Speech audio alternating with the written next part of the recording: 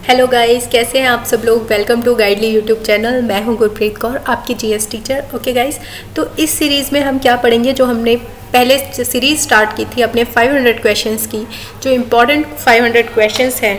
ठीक है गाइस, जो हमारे एसएससी, सीजीएल,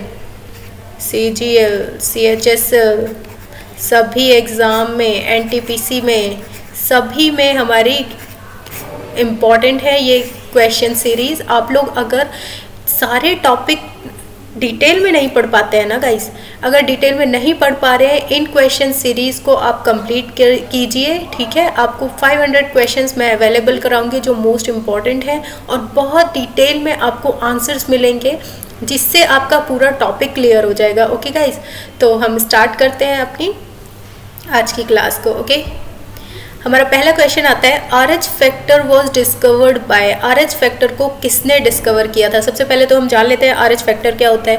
RH फैक्टर होता है, RH फैक्टर को हम रीसस फैक्टर भी बोलते हैं, रीसस फैक्टर। ठीक है, रीसस फैक्टर बोलते क्यों है, क्योंकि ये डिस्कवर किया था सबसे पहले मंकी में, और मंकी क्या था, वो रीसस मंकी था। ठीक है गाइज, रीसस मंकी था। अब रीसस मंकी था, रीसस मंकी से हमने क्या डिस्कवर किया, RH फैक्टर। क्या हुआ था कि मंकी का जो ब्लड लिया गया था और वो रैबिट में लगाया गया था। ठीक है, तो क्या हुआ, ब्लड क्लॉटिंग शुरू हो गई रैबिट में। ठीक है, हुआ ये था पूरी स्टोरी में। अब बात आती है कि ये डिस्कवर कब किया गया था। ये किया गया था 1940 में।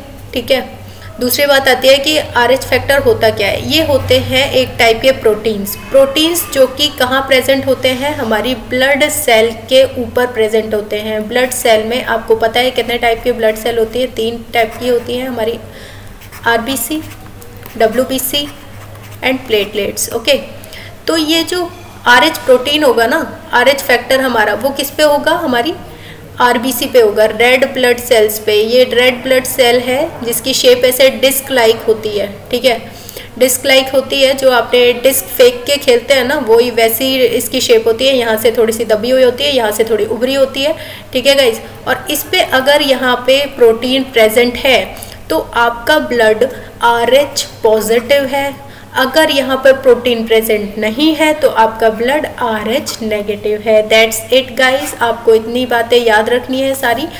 आपको पता है, सारे लोग कमेंट करेंगे जो भी वीडियो देखेंगे कि उनका ब्लड ग्रुप क्या है। मैं भी अपना बता देती हूँ, मेरा ब्लड ग्रुप है A पॉजिटिव। ओके गाइस, तो ये जो पॉजिटिव साइन लगा है तो वो RH फैक्टर की वजह से ही लगा होता है, क्योंकि मेरे RBC में क्या है, प्रोटीन प्रेजेंट है, जो कि है RH फैक्टर। ओके गाइस, अब आते हैं हम अपने क्वेश्चन पे कि किसने इनको डिस्कवर किया था। विलियम हार्वे ने, लैंडस्टीनर ने, रॉबर्ट हुक ने, या C. डे ड्यूक ने। ओके गाइस, हम लोग इसका आंसर देख लेते हैं। ऑप्शन नंबर 2, लैंडस्टीनर ने RH फैक्टर को डिस्कवर किया था। कब किया था, 1940 में। ओके गाइस, नेक्स्ट हमारा क्वेश्चन आता है, When was the first air conditioned train introduced in India? First air condition train जो है इंडिया में कब इंट्रोड्यूस की गई थी, ये हमें क्वेश्चन बताना है। अच्छा, ट्रेन के बारे में ना NTPC में कई बार क्वेश्चन बहुत आता ही आता है। अगर आप NTPC का एग्ज़ाम देने जा रहे हैं तो आपको 100% चांस है कि आपको ट्रेन से क्वेश्चन आएगा, इंडियन रेलवे से क्वेश्चन ज़रूर आएगा ही आएगा। ऑब्वियसली आपको पता होना ही चाहिए, ऑब्वियसली, कि आप जब जिस संस्थान में जा रहे हैं उसके बारे में तो पता ही होना चाहिए ना। तो गाइस, एक क्वेश्चन आता है कि सबसे पहले जो है रेलवे कब स्टार्ट किया गया था, 1853 में। ओके गाइस, तो सबसे पहले ट्रेन जो चली थी वो बॉम्बे से थाने चली थी। ठीक है, इसकी दूरी कितनी थी, 21 माइल्स थी। सारी बातें आप याद रखेंगे। ठीक है, as a test question factual information पूछी जाती है तो आप याद रखेंगे। ओके, नेक्स्ट हमारी चीज़ आती है कि जो एयर कंडीशन ट्रेन है। अच्छा, एक बात और आती है कि ये जो हमारे ये आइडिया जो था, ट्रेन कैसे, क्या जो पूरा सिस्टम था, ये किसने आइडिया दिया था, ये दिया था जॉर्ज क्लार्क ने। ओके, जॉर्ज क्लार्क ने ये आइडिया दिया था 1843 में। ठीक है, 1843 में। और दूसरी बात आती है हमारी क्वेश्चन की, तो इसका आंसर है ऑप्शन A या ऑप्शन 1 आप बोल सकते हैं, 1950 1956 में सबसे पहली एयर कंडीशन ट्रेन जो है वो इंडिया में इंट्रोड्यूस की गई थी। ओके गाइस, नेक्स्ट हमारा क्वेश्चन आता है, Simon commission was boycotted because. जो साइमन कमीशन आया था हमारा, साइमन कमीशन कब आया था? 1928 में आया था। अब आ ही गया था साइमन कमीशन। साइमन कमीशन क्या था? साइमन कमीशन जो हमारा इंडियन कॉन्स्टिट्यूशन रिफॉर्म्स थे उनको, इंडियन कॉन्स्टिट्यूशनल रिफॉर्म्स के लिए आया था, यानी कि संवैधानिक सुधारों को करने के लिए। अब इंडिया का कॉन्स्टिट्यूशन, इंडिया के कॉन्स्टिट्यूशन में सुधार, ठीक है, तो करने के लिए आए कौन थे? 7 ब्रिटिशर्स आए थे, ठीक है, 7 ब्रिटिशर्स आए थे। तो सभी लोग क्या थे? ब्रिटिशर थे, ठीक है। दूसरी बात आती है, अब ये जो आए थे इनका जो है इंडिया में आते ही बहुत ज़्यादा विरोध किया गया, ठीक है। इंडियंस ने बहुत ज़्यादा विरोध किया इसका, क्योंकि यहाँ पर जितने भी ग्रुप मेंबर्स थे वो सारे क्या थे? ब्रिटिश थे और इंडिया का कॉन्स्टिट्यूशन रिफॉर्म करने वाले थे। तो इंडिया वालों ने भाई नहीं, नो, आप नहीं कर सकते हैं, इसका पूरी तरह विरोध किया गया। अब ये क्वेश्चन में यही पूछा गया है कि क्यों किया गया था, तो हम अपने ऑप्शन देख लेते हैं। It did not visit India, तो भाई इंडिया तो आया था क्योंकि इन्होंने बोला था गो साइमन गो। ओके, हमारी बात आती है अगली कि it was composed of conservatives. जो कंजर्वेटिव मतलब कि, कंजर्वेटिव का मतलब होता है कि जो परंपरागत बातें करते हैं, जिनको अपने एथिक्स बने हुए हैं कि हाँ भाई हम तो इन्हीं नियम पे चलेंगे, ठीक है, परंपरा को फॉलो करेंगे। तो क्या ऐसा था? ऐसा तो कुछ नहीं था फिलहाल। नेक्स्ट हमारा ऑप्शन आता है, it was composed of inexperienced man. तो इनएक्सपीरियंस्ड मैन थे क्या वो? देखते हैं नेक्स्ट ऑप्शन हमारा, it was an all white commission. Yes, it was an all white commission. Okay guys, इसका आंसर है option number 4, all white commission. Okay, याद रखेंगे हम लोग। अच्छा, साइमन कमीशन के हेड कौन थे? सर जॉन साइमन थे, इसीलिए इसका नाम साइमन कमीशन रखा गया था, ठीक है। इसके हेड कौन थे? Sir John Simon. Okay, next हमारे क्वेश्चन पे आते हैं। क्वेश्चन नंबर 4 है, who was independent India's first union defence minister. जो हमारी फर्स्ट यूनियन बनी थी, प्राइम मिनिस्टर जवाहरलाल नेहरू की जो यूनियन बनी थी उसमें डिफेंस मिनिस्टर कौन थे? रफ़ी अहमद किडवई जी, जगजीवन राम जी, सरदार बलदेव जी, राजकुमारी अमृत कौर जी, ठीक है। तो इसका आंसर देने से पहले हम आपको बता देते हैं कि रफ़ी अहमद किडवई जी जो थे वो कौन थे? वो हमारे कम्युनिकेशन मिनिस्टर थे, ठीक है, मिनिस्टर ऑफ कम्युनिकेशन थे। जगजीवन राम जी हमारे कौन थे? जगजीवन राम जी हमारे मिनिस्टर ऑफ लेबर थे, ठीक है। सरदार बलदेव सिंह जी जो थे हमारे, वो कौन थे? हमारे इंडिया के फर्स्ट यूनियन डिफेंस मिनिस्टर, ठीक है। यूनियन डिफेंस मिनिस्टर जी कौन थे? सरदार बलदेव सिंह जी। राजकुमारी अमृत कौर कौन थी? ये हमारी हेल्थ मिनिस्टर थी, ठीक है, मिनिस्टर ऑफ हेल्थ। ओके, याद रखेंगे। हम इसका आंसर देख लेते हैं। Option number 3 is correct, Sardar Baldev Singh is the correct answer. Okay, next question पे आते हैं।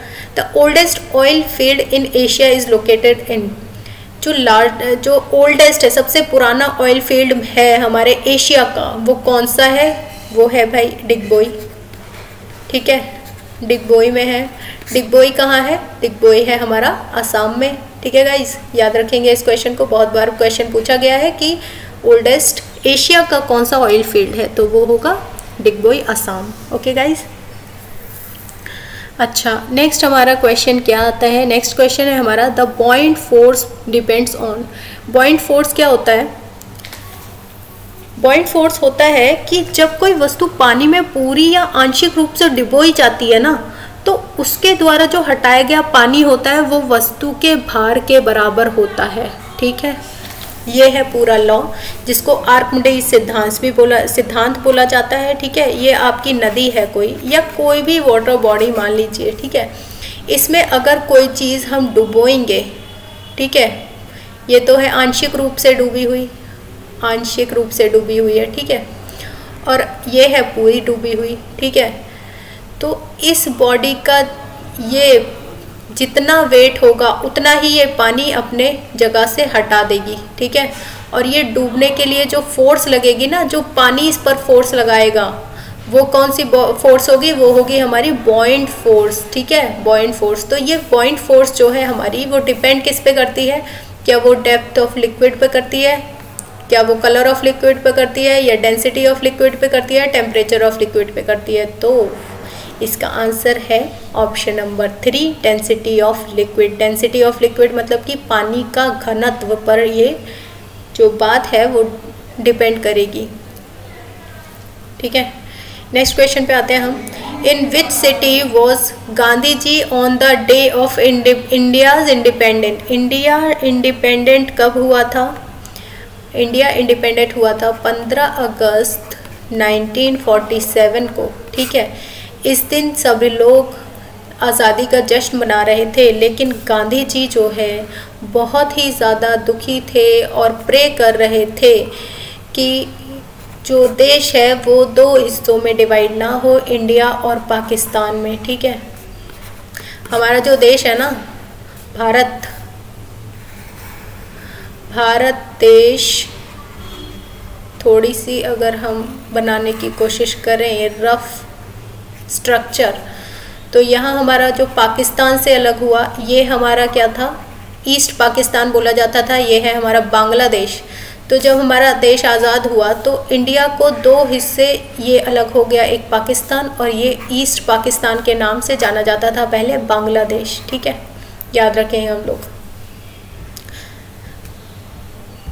तो आंसर आता है इसका कलकत्ता। गांधी जी कहाँ पर थे? कलकत्ता में थे, क्योंकि वो ईस्ट पाकिस्तान यानी कि जो वेस्ट बंगाल, ईस्ट बंगाल बोला जाता था जिसको, तो वहाँ जाने वाले थे, ठीक है, कन्विंस करने के लिए लोगों को कि देश आज़ाद हो रहा है लेकिन उसको डिवाइड ना किया जाए। लेकिन आखिर तक ये ऐसा कुछ नहीं हुआ और देश अलग हो गया।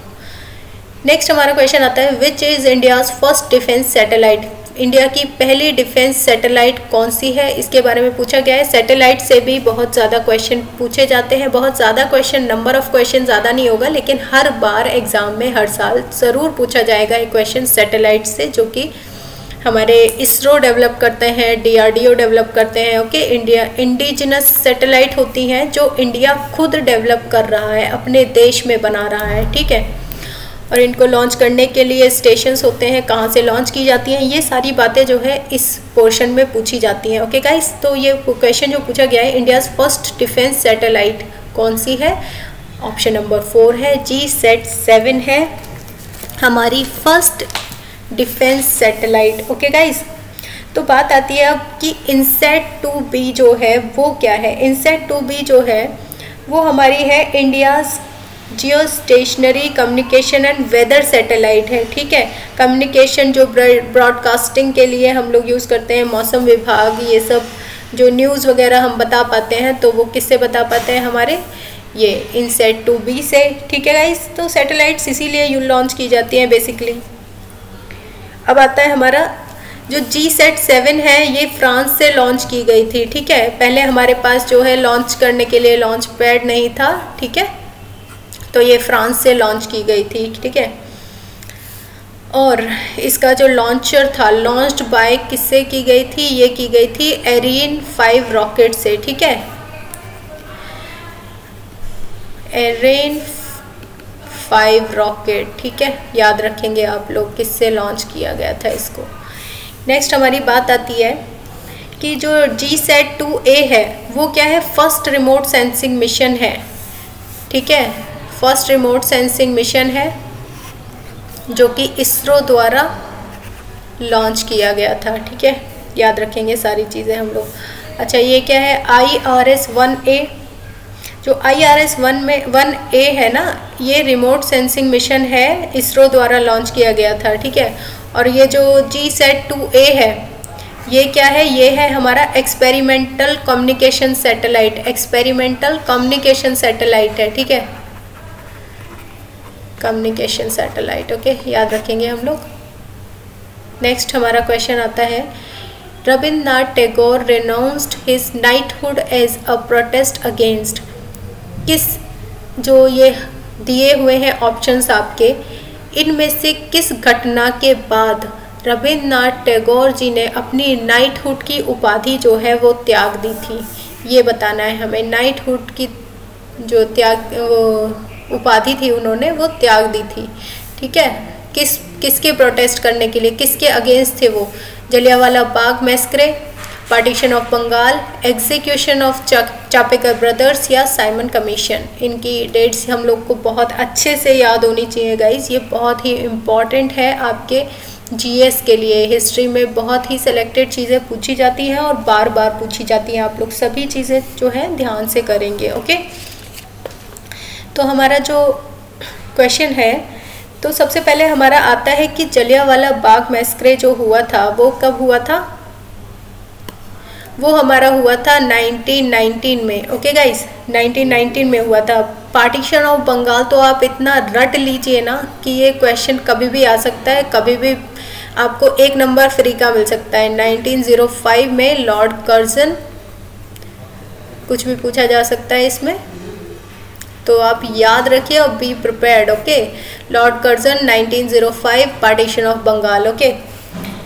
पूरी लाइन आप ऐसे ही याद रख सकते हैं। एग्जीक्यूशन ऑफ चापेकर ब्रदर्स, जो चापेकर ब्रदर्स थे उनको 1899 में फांसी दी गई थी, ठीक है। 1899 में जो है उन्हें फांसी दी गई थी क्योंकि उन्होंने एक जनरल थे WC रैंड की हत्या कर दी थी, ठीक है ना, ब्रिटिश की हत्या कर दी थी, इसीलिए इनको फांसी दी गई थी। अब साइमन कमीशन कब आया था? अभी हमने पढ़ा था 1928 में आया था साइमन कमीशन। तो किसके अगेंस्ट, किसके प्रोटेस्ट में जो है रविन्द्रनाथ टैगोर जी ने अपनी नाइटहुड की उपाधि जो थी वो त्याग दी थी? देख लेते हैं इसका आंसर क्या है। Option number A, Jallianwala Bagh मैस्क्रे। Jallianwala Bagh मैस्क्रे क्या था? 1919 में क्या हुआ था? जलियांवाला बाग जो था अमृतसर पंजाब में एक बाग था जिसके अंदर लोग वहाँ पर अपनी त्यौहार मनाने गए थे। बैसाखी के लिए कुछ लोग इकट्ठे हुए थे, ठीक है। बहुत बड़ी संख्या में वहाँ पर इकट्ठे हुए थे लोग, और वहाँ पर ब्रिटिश जो जनरल था, जनरल डायर, उसने निहत्थे लोगों पर जो है गोलियां चलवा दी थी। यहाँ पर लोग जो जितने भी प्रेजेंट थे उन पर जो है गोलियां चलवा दी थी। इसीलिए जो है इन्होंने, रविन्द्रनाथ टैगोर जी ने क्या किया था? अपनी नाइटहुड की उपाधि त्याग दी थी, ठीक है। नेक्स्ट हमारा क्वेश्चन जो आता है, eight which Congress session was quit India movement, quit India resolution passed in 1942। 1942 में आपको पता है क्विट इंडिया मूवमेंट हुआ था, ठीक है। क्विट इंडिया मूवमेंट जो हुआ था तो कांग्रेस के किस सेशन में ये उन्होंने डिसीजन लिया था, ठीक है, ये पूछा गया है। तो कांग्रेस के सेशन जो होते थे हर साल होते थे। आपको ऑप्शन में आंसर देना है कलकत्ता, बॉम्बे, नागपुर या मद्रास। किस सेशन में ये डिसीजन लिया गया था? तो ये लिया गया था बॉम्बे में। क्विट इंडिया मूवमेंट जो स्टार्ट गया था वो 1942 में स्टार्ट किया गया था। गांधी जी ने कहा था नॉन वायलेंस मूवमेंट रखा जाएगा, इसमें कोई भी वायलेंस नहीं किया जाएगा, जैसे कि उनके एथिक्स थे, ठीक है। नेक्स्ट हमारा क्वेश्चन होता है कि what is the chemical name of chalk. Chalk जो हम ब्लैक बोर्ड पे यूज़ करने के लिए इस्तेमाल करते हैं calcium carbonate, okay. Calcium carbonate क्या होता है? चूना होता है, आपको पता है। कैल्शियम बाइकार्बोनेट भी चूना ही होता है, लेकिन ये क्या होता है? ये होता है क्लिनजिंग चूना, सफाई करने का चूना होता है, ठीक है। कैल्शियम सल्फेट क्या होता है? कैल्शियम सल्फेट को जो हाइड्रेट फॉर्म होती है कैल्शियम सल्फेट की, वो पीओपी की तरह यूज़ की जाती है। पीओपी क्या होती है? जो आपका प्लास्टर ऑफ पेरिस होता है। प्लास्टर ऑफ पेरिस को हम यूज़ करते हैं, घर की सीलिंग होती है, छत पर हम लोग कुछ डेकोरेशन के लिए या फिर मूर्ति वगैरह बनाने के लिए क्या प्लास्टर ऑफ पेरिस का यूज़ किया जाता है, ठीक है। तो इस क्वेश्चन का आंसर हम लोग देख लेते हैं। Option number 1 is correct, calcium carbonate is the correct answer, okay guys, याद रखेंगे हम लोग। अपने नेक्स्ट क्वेश्चन पे आते हैं हम लोग। What words were inscribed on the first postage stamp issued in independent India? जब हमारा भारत आज़ाद हो गया तो क्या हुआ कि हमारी पोस्टेज एक स्टैम्प लॉन्च की गई, तो उस पर लिखा क्या था ये पूछा गया है। इंपॉर्टेंट क्वेश्चन है आपके एग्जाम के पर्सपेक्टिव से। वंदे मातरम, जय हिंद, सत्यमेव जयते या आज़ाद हिंद, इनमें से क्या लिखा गया था आपको दिखा देते हैं। ये है हमारी पोस्टेज स्टैम्प और इस पे क्या लिखा हुआ है, जय हिंद। और ये कब लॉन्च की गई है, 15 अगस्त 1947 को, याद रखेंगे गाइज। ओके, नेक्स्ट हमारा क्वेश्चन आता है, how many characters made up of combination of dots are used in Braille? Braille क्या होता है, ब्रेल एक स्क्रिप्ट है, जैसे कि हमारी लैंग्वेज होती है एक लिखने की, ठीक है, उसमें अल्फ़ाबेट होते हैं, अल्फ़ाबेट्स होते हैं। तो ये ब्रेल जो है ये किसने किया था, इसको फाउंड किसने किया था, इसको फाउंड किया था लुइस ब्रेल ने, ठीक है। तो लुइस ब्रेल ने ये फाउंड किया। इसमें होता क्या है कि जो नेत्रहीन लोग होते हैं, जो ब्लाइंड पर्सन होते हैं, वो लोग इस स्क्रिप्ट के द्वारा पढ़ सकते हैं। ओके गाइज, तो इसमें कितने डॉट्स होते हैं ये देखिए, ऐसा होता है, ये डॉटेड लिखा हुआ है ना, इसी से इसको टच करके ये लोग जो है फील करके कोई भी चीज़ ये पढ़ सकते हैं। ओके गाइज, तो इसमें क्या होता है 63 डॉट्स होते हैं, ठीक है। नेक्स्ट हमारा क्वेश्चन आता है, which of these cricketer played test cricket for both India and Pakistan? India और पाकिस्तान दोनों के लिए किस क्रिकेटर ने खेले हैं, क्रिकेट किस क्रिकेटर ने खेले हैं? तो फिर देखते हैं हम अपने ऑप्शंस, दिलावर हुसैन, आमिर इलाही, जहांगीर खान, नसीम उल घनी, ठीक है। तो इसका आंसर देख लेते हैं गाइस, इसका आंसर है ऑप्शन बी, आमिर इलाही। ये जो क्रिकेटर हैं इन्होंने इंडिया और पाकिस्तान दोनों के लिए मैच खेले हैं गाइस। ओके, याद रखेंगे हम। दिलावर हुसैन जी जो हैं वो कौन है, दिलावर हुसैन जी हमारे इंडियन टेस्ट क्रिकेटर हैं 1930 में। ओके, जहांगीर खान जी कौन है, जहांगीर खान जी जो है स्क्वैश प्लेयर है, स्क्वैश एक गेम होता है उसके प्लेयर हैं और महान प्लेयर हैं, ठीक है, महान प्लेयरों में इनकी गिनती की जाती है, ठीक है। नेक्स्ट आता है हमारे नसीम उल घनी जी, वो पाक क्रिकेटर हैं, ठीक है, नसीम उल घनी जी जो है पाक के हैं, पाकिस्तान के हैं। जहांगीर खान जी भी पाकिस्तान के। ओके गाइस, नेक्स्ट हमारा क्वेश्चन आता है, which vitamin helps in blood coagulation? Blood coagulation क्या होता है, जैसे कि आप देखते हैं आपके कहीं पे चोट लगी है, हाथ में पैर में कैसे भी चोट लग जाती है, अगर खरोंच लग जाती है तो क्या होता है, थोड़ी देर बाद क्या होता है उस चोट पे ना ऐसे करके क्लॉटिंग हो जाती है, वो खून जो है जम जाता है, ठीक है, और ब्लड बंद हो जाता है, खून जमना स्टार्ट हो जाता है और वो चोट जो है धीरे धीरे ठीक होना, रिकवर हो जाती है, ठीक है। तो ये पूछा गया है कि कौन सा विटामिन है जो ब्लड कोएगुलेशन में जो है हमारी हेल्प करता है। चोट लगी है तो ये क्या है, ये फॉर्मेशन, यही प्रक्रिया जो है वो क्या कहलाएगी, ये कोएगुलेशन कहलाती है, ठीक है। जो ये जम गया ना हमारा, क्लॉटिंग हो गई यहाँ पर, ठीक है, जिससे कि हमारा सारा ब्लड जो है बाहर ना आ जाए। तो ये करता कौन है, ये हमारी करती हैं प्लेटलेट्स, ठीक है। प्लेटलेट्स जो है वो जाल जैसी संरचना बना लेती है जिससे कि हमारी आरबीसी डब्ल्यूबीसी बाहर नहीं जाती हैं, ठीक है, और ब्लड रुक जाता है, ठीक है। तो यहाँ पे पूछा गया है कि कौन सा विटामिन है जो हेल्प करता है, vitamin A, vitamin C, vitamin E और विटामिन के। तो इसका आंसर हो जाएगा विटामिन के। विटामिन के जो है हमारा ब्लड क्लॉटिंग में, ब्लड कोएगुलेशन में हेल्प करता है। और ये विटामिन जो है कहाँ, किसके, इसका सोर्स क्या है, चॉकलेट है गाइस। तो चॉकलेट खाना शुरू कर दीजिए बहुत ज़्यादा। ओके, नेक्स्ट हमारा क्वेश्चन आता है, Who said a good citizen makes a good state and a bad citizen makes a bad state? किसने कहा था ये कि एक अच्छा नागरिक जो है एक अच्छा राज्य बना सकता है, एक बुरा नागरिक बुरे नागरिक को, बुरे स्टेट को, बुरे राज्य को बनाएगा, ठीक है। तो हमारे सामने ऑप्शन है प्लेटो, अरिस्टोटल, जीबी शॉ या रूसो। तो तो इसका आंसर हम लोग देख लेते हैं। इसका आंसर है ऑप्शन बी, एरिस्टोटल ने कहा था गाइस। ये जो डायलॉग्स है ना बहुत ज़्यादा कॉमन नहीं है, बहुत पहले भी पूछे जाते थे, लेकिन कभी कभी पूछ लिए जाते हैं, ये ऐसी चीज़ें हैं, ठीक है। ये सर्किल हो जाती हैं, जैसे कि एक साल पूछ लिया, फिर 2 साल का गैप कर दिया, ऐसे करके सर्कुलर रहते हैं ये, ठीक है। पूछे भी जा सकते हैं, नहीं भी पूछे जा सकते हैं, ठीक है। नेक्स्ट हमारा क्वेश्चन आता है, who among the following are not appointed by the president of India. President of India जो है उनको आपको पता है कि वो अपॉइंटमेंट्स करते हैं, किन किन की अपॉइंटमेंट करते हैं वो लोग। जो हमारे प्रेसिडेंट ऑफ इंडिया है उनको किस किस की अपॉइंटमेंट करने का अधिकार है,